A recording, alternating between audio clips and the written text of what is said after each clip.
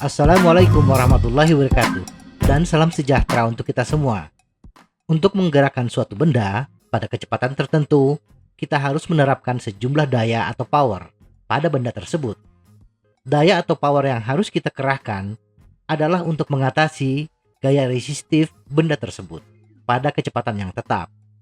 Atau bila kita sajikan dalam bentuk rumus, power adalah hasil perkalian antara gaya resistif dengan kecepatan.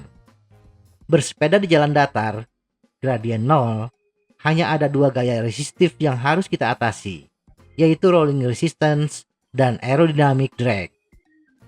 Rolling resistance memiliki nilai yang konstan untuk berbagai kecepatan. Dengan kata lain, rolling resistance tidak terpengaruh oleh kecepatan sepeda. Sedangkan aerodynamic drag akan meningkat seiring naiknya kecepatan. Pada kecepatan berapa aerodynamic drag harus menjadi titik fokus kita, dan bagaimana menambah kecepatan tanpa terlalu membuang tenaga atau power akan kita bahas dalam video ini.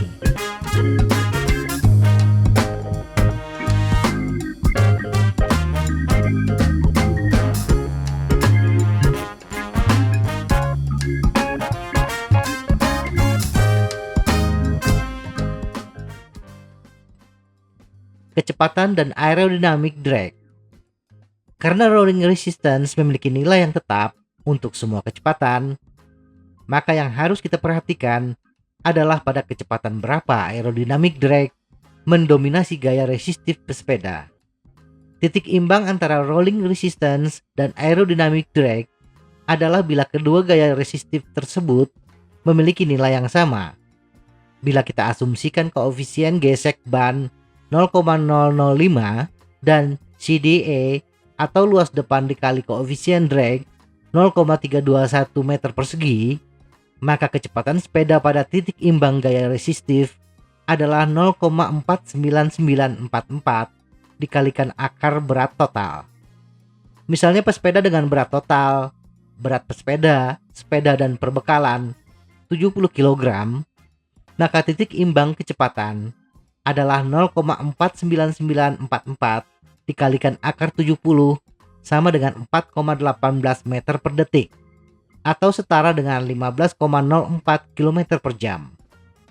Ini artinya, bila bersepeda dengan kecepatan di bawah 15 km per jam, aerodynamic drag tidak mendominasi gaya resistif. Tetapi bila kecepatan sepeda lebih dari 15 km per jam, maka aerodynamic drag akan mendominasi gaya resistif.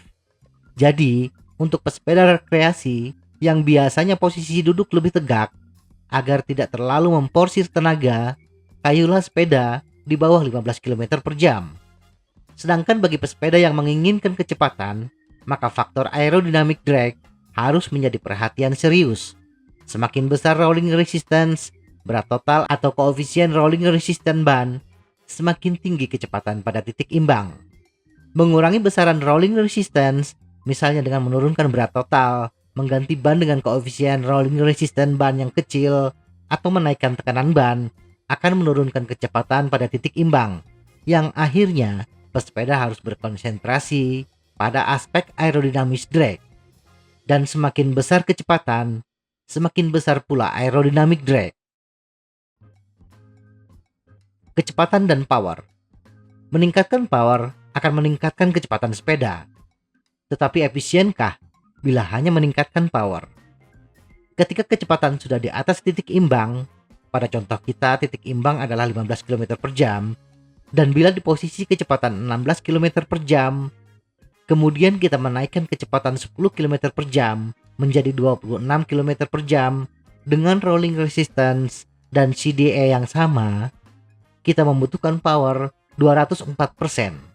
Dari 32,5 watt menjadi 99 watt.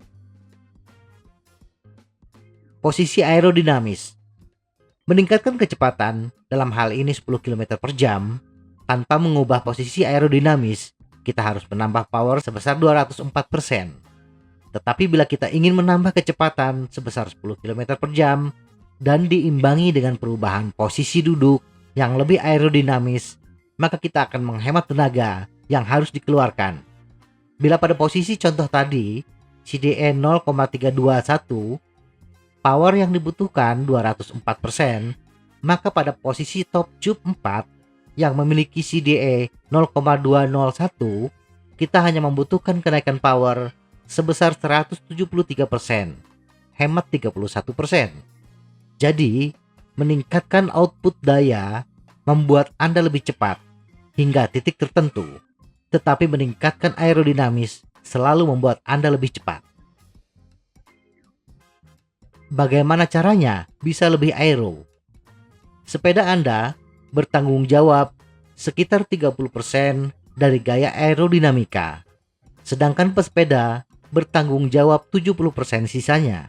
Artinya, peningkatan terbesar agar bisa menjadi aero tidak datang dari modifikasi sepeda, tetapi dari Anda, pesepeda. Berikut ini hal-hal yang bisa meningkatkan aspek aerodinamis pesepeda. 1. Meningkatkan teknik bersepeda.